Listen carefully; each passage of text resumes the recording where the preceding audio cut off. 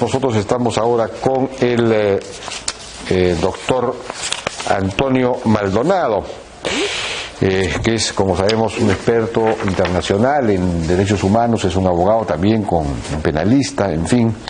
Lo hemos invitado para conversar acerca del tema de la extradición de Alejandro Toledo, porque... Buenas noches, doctor Maldonado, ¿qué tal? ¿Cómo está? ¿Cómo doctor Deltados, buenas noches, gracias por invitarme, sus palabras. No, gracias por venir. Lo hemos invitado porque ayer en El Comercio se publicó un artículo del doctor Iván Montoya, que ha sido procurador también anticorrupción en algún momento, en el que él dice que luego de una revisión, digamos, algo somera, señala, de la legislación penal norteamericana, en Estados Unidos no existiría el delito de tráfico de influencias, que sería el delito madre, digamos, del cual se desprende el lavado de activos en el caso de Alejandro Toledo.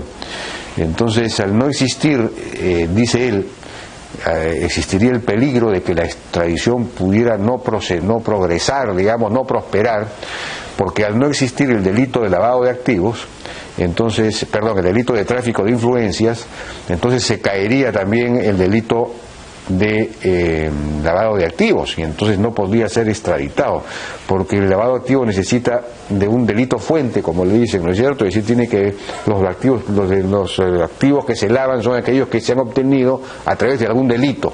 En este caso el delito sería el tráfico de influencias, pero al no existir esto en el Código Penal o en el sistema penal norteamericano, ya no tampoco se lo podría pedir o extraditar o procesar por lavado de activos. Entonces esto es sin duda preocupante, porque o significa que no se ha procesado, no se ha tipificado bien acá, como aquí se ha tipificado de acuerdo, me imagino, al Código Penal peruano, pero que no haya correspondencia con el norteamericano, y que esto impide entonces la extradición, claro, es un problema. ¿Cuál es su apreciación, su análisis acerca de esto? Bueno, doctor Deltados, he leído el artículo que usted comenta. El doctor Iván Montoya, por supuesto, no solo es un jurista de gran prestigio, sino que ha sido miembro de mi equipo, ha sido jefe de la unidad de extradiciones, estuvo a cargo directamente de la extradición de Fujimori, por tanto es una opinión autorizada. En segundo lugar, quisiera decir que la última palabra en este tema debe tenerla un experto en derecho norteamericano. Yo me aproximo a un enfoque que puede no ser riguroso, y creo que ningún jurista en el Perú tiene esa capacidad para establecer exactamente con rigor y absolver la pregunta que usted plantea. Pero me parece que estamos hablando de uno de los requisitos de la extradición, ¿verdad? Que es el principio de la doble incriminación. O sea que la extradición procede, además de una serie de requisitos rigurosos, procede en el caso en que el delito tiene un símil en el país al cual se requiere la extradición. En este caso me parece que tráfico de influencias sería equiparable a la figura del abuse of power, sujeto con reservas, por supuesto, al abuso de poder. Claro, y yo creo que eso sí es un delito en los Estados Unidos. Por tanto, me parece que habría correspondencia entre ambos delitos.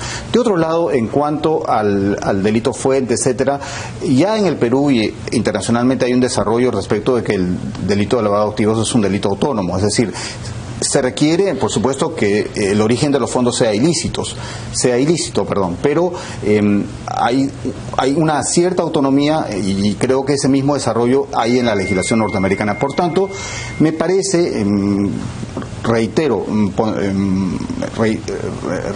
mi aprecio por la opinión del doctor Montoya, pero me parece que ese tema habría que profundizarlo más, y me parece que, a diferencia de lo que expresa el doctor Montoya, me parece que sí se cumpliría el principio de la doble incriminación. De acuerdo. Ahora, a mí el doctor César Azabache me dijo que, en su opinión, el tráfico de influencias podría ser en Estados Unidos asimilable al soborno, en realidad, porque lo que pasa es que se le está acusando a Alejandro Toledo de tráfico de influencias, porque no se le puede acusar de soborno, porque en la legislación peruana comete soborno solo el que tiene la capacidad de decisión directa sobre, sobre el tema por el cual ha sido sobornado. En este caso sería pues el presidente del comité de adjudicación, por ejemplo, de la concesión tal, ¿no? En este caso de la interoceánica, estamos hablando de la interoceánica. Entonces el que tomó la decisión de darle el proyecto al consorcio que ganó, en fin, a Odebrecht, si esa persona hubiese sido sobornada, hubiese recibido dinero, ahí sí se tipifica el delito de soborno, porque es la persona que tomaba la decisión directa. Pero si el soborno es al presidente de la República, que no tiene la decisión directa, no es el que adjudica la obra, pero sí influye en quien pueda adjudicarla, entonces ahí estamos hablando precisamente de tráfico de influencias. Es un soborno que tiene la modalidad del tráfico de influencias, por decirlo así. En última instancia, el tráfico de influencias en ese caso sería un soborno, y por lo tanto se asimilaría en Estados Unidos al soborno. En fin, no sé cómo se llama en Estados Unidos en inglés el delito de soborno, bribery, o no sé cuál sería. Claro. Esa era su lógica, pero quizás tenga sentido, no lo sé. Bueno, en relación a su primera pregunta, quisiera ampliar con lo siguiente. Quisiera decir que el nomen juris, o sea, el nombre no tiene que ser exacto para que se satisfaga el principio de la doble incriminación. Por así decirlo, la etiqueta del delito puede variar de nombre. Cuando hacíamos la extradición de Fujimori desde Chile, no había una equiparación exacta de los nombres, pero el contenido era el mismo. El contenido es lo importante. El contenido es lo importante, que no es tanto ver la denominación formal, el nomen juris, como reitero, sino el contenido. Ahora bien, en realidad este es un caso con algunas particularidades, es decir, es un caso que está recién construyéndose por parte de la Fiscalía, pero el principal investigado está fuera del país y prácticamente hoy puede ser considerado un prófugo internacional. Pero en realidad los hechos, desde mi punto de vista, son hechos de corrupción política, y son hechos que aterrizan más bien en la descripción de una figura de cohecho, o sea, de soborno, de funcionarios de Estado, donde la Fiscalía tendría que ver los niveles de responsabilidad y tendría que ver inclusive qué papel jugaron los funcionarios inmediatos y los funcionarios mediatos. Entonces yo creo que ese caso puede evolucionar en el Perú, pero a los efectos de la extradición del expresidente Toledo, me parece que evidentemente el Estado peruano tiene que demostrar que las figuras por las cuales se ha solicitado la detención preventiva con fines de extradición, o se va a solicitar, no recuerdo ahorita, tienen que ser similares para satisfacer el principio de equiparidad entre ambas figuras delictivas, ¿no? De acuerdo. Ahora, el juez acá ya ha declarado inadmisible la apelación del doctor Benítez, que es el abogado de Alejandro Toledo, de modo tal que el procedimiento de extradición sigue su curso libremente, de manera plena, digamos. No sé si ya se ha remitido, no se ha remitido la nueva fundamentación, porque aparentemente la primera que se envió fue rechazada. Se pidió una segunda, entiendo que ya se remitió la segunda o se estaba traduciendo, en fin.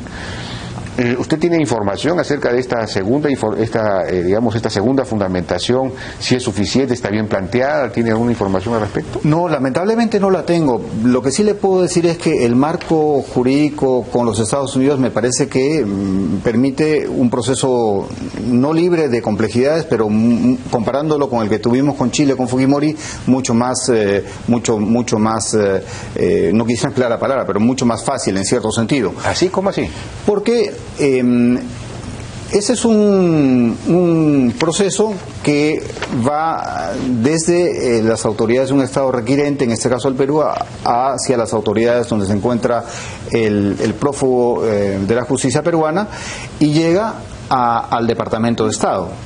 El Departamento de Estado, a través de su Oficina de Asuntos Jurídicos, hace una valoración preliminar e inmediatamente lo remite al Departamento de Justicia, donde la Oficina de Asuntos Internacionales del Departamento de Justicia hace una valoración totalmente rigurosa.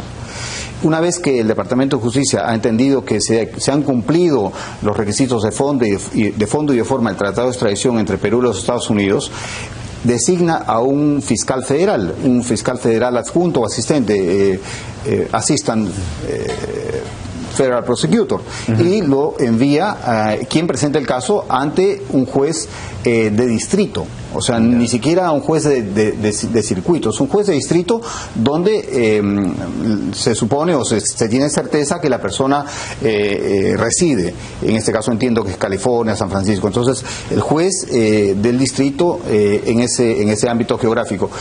Y el juez recibe el caso, llama a una audiencia, la audiencia, por supuesto, el Estado, a través del fiscal federal que he mencionado, la defensa del expresidente Toledo, pondrán sus puntos de vista, y el juez, analizando todos los elementos que contiene la sustentación de la solicitud de extradición, toma una decisión.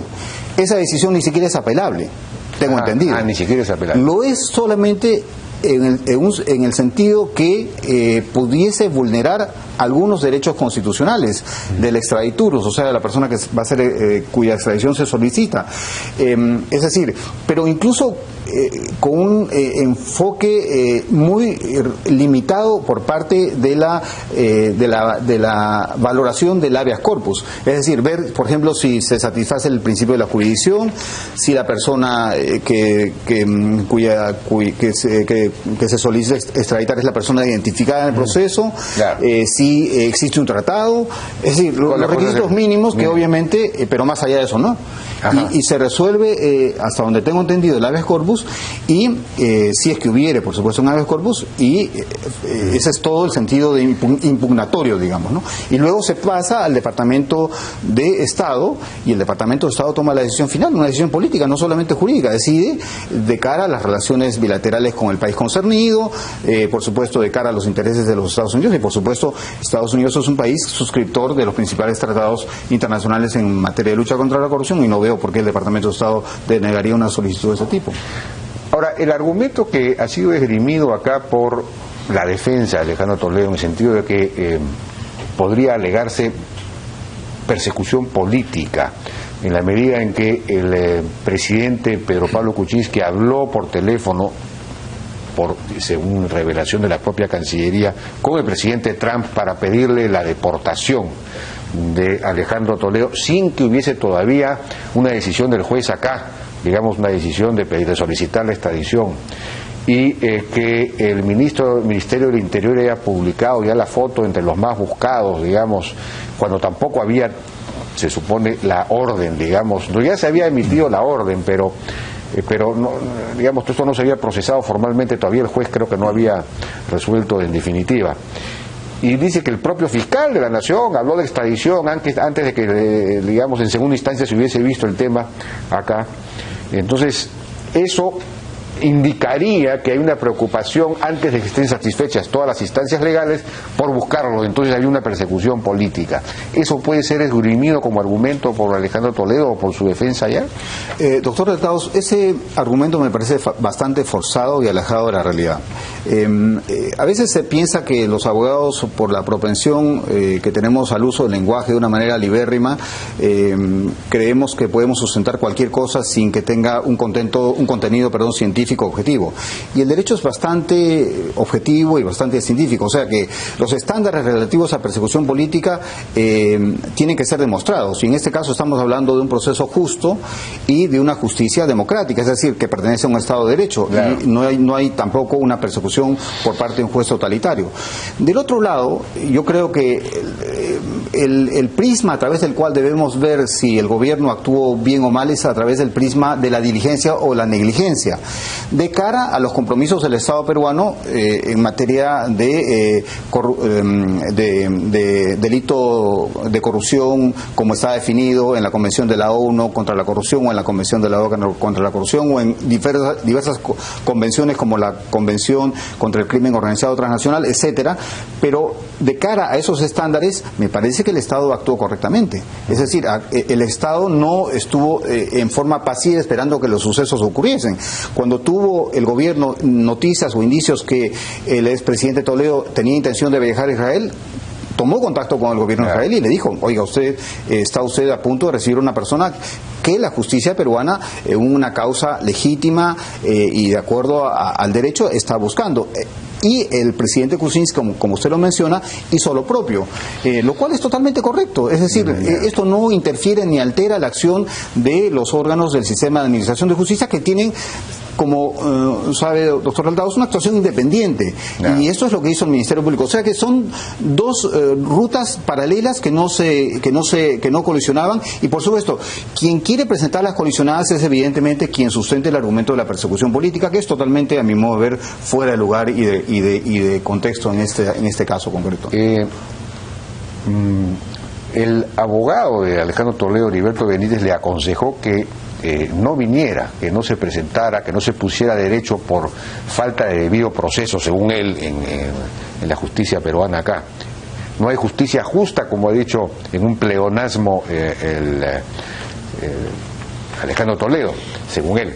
Pero, bueno, ¿esa recomendación le conviene a Alejandro Toledo? ¿Le conviene resistirse a venir? En fin, ¿eso le va a favorecer de alguna manera? Creo que es la recomendación menos oportuna y que sirve menos al interés del patrocinado. Por supuesto, eso yo no lo puedo sostener porque no soy abogado del expresidente, pero desde un punto de vista objetivo, la extradición va a proceder, tarde o temprano. Esa extradición la va a ganar el Estado peruano de todas maneras. Que es la misma convicción que nosotros teníamos en el caso Fujimori, pese a que todo el mundo decía que íbamos a fracasar. Los más altos expertos en ese contexto nos decían que íbamos a fracasar y no fue así. En este caso hay elementos mucho más sólidos que determinan que esa extradición va a ser un éxito. Para el extraditurus, para el expresidente Toledo, va a ser absolutamente desgastante.